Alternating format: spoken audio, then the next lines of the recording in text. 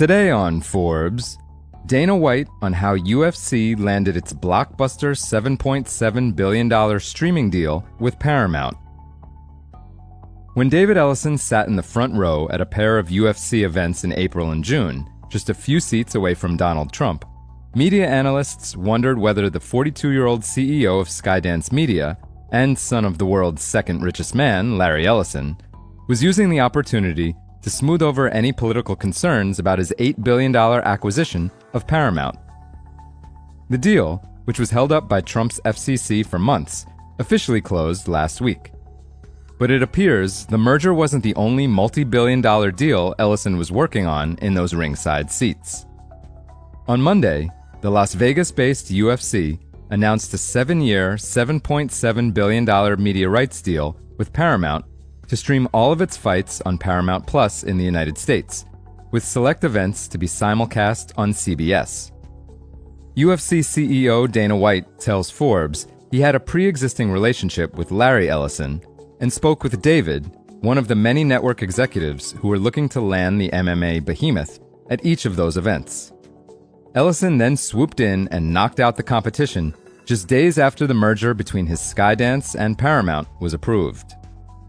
White says, quote, "These guys came in aggressive with an all-or-nothing approach and said, 'We want the whole thing.' The Ellisons are brilliant businessmen and have a whole game plan behind this thing. I can't wait to be in business with them."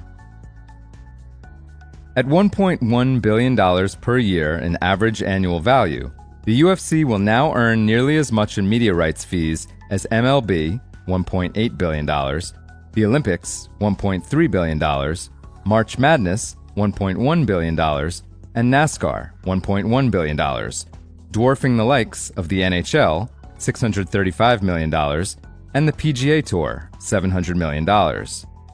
And that figure covers only the United States. The UFC will continue to sell its international rights territory by territory through IMG, a category worth an estimated $250 million per year. Unlike other sports leagues, however, the UFC funds its own broadcast productions to maintain control over the look and feel of its events. Any talk of offloading those costs to a partner and thus ceding control was a non-starter. The 56-year-old White says, quote, "It's going to be like that until I leave."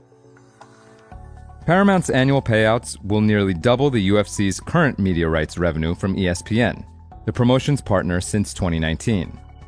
The existing deal will continue through the end of 2025 and pays the UFC an estimated $350 million per year to distribute 30 UFC fight nights per year on ESPN+. Additionally, under the most recent extension signed in 2023, ESPN pays an estimated $250 million per year upfront for the UFC's 13 so-called numbered events, which the network then offers to ESPN Plus subscribers for an additional pay-per-view fee, keeping all of the pay-per-view sales revenue. The major change in this new deal is the elimination of the pay-per-view model that has been a bedrock of UFC programming since its inception in 1993.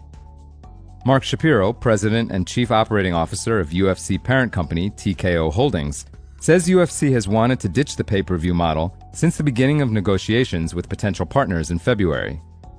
He says that at nearly $100 per month for fans to access both tiers of UFC events, the model had gotten too expensive for many fans, leading to a massive spike in pirated streams during the biggest events. As negotiations continued this summer, White and Shapiro assumed the UFC would need to divide its media rights package among several partners. At one point, they considered using as many as 5 different distributors, with Netflix and Warner Bros. Discovery reportedly included among the suitors. Over time, Paramount emerged as the likely partner for fight nights, but conversations with multiple networks and streamers continued for the premium event rights until Ellison's Skydance officially took over Paramount last Thursday and hammered out a deal for the entire package within 48 hours. For full coverage, check out Matt Craig's piece on Forbes.com. This is Kieran Meadows from Forbes.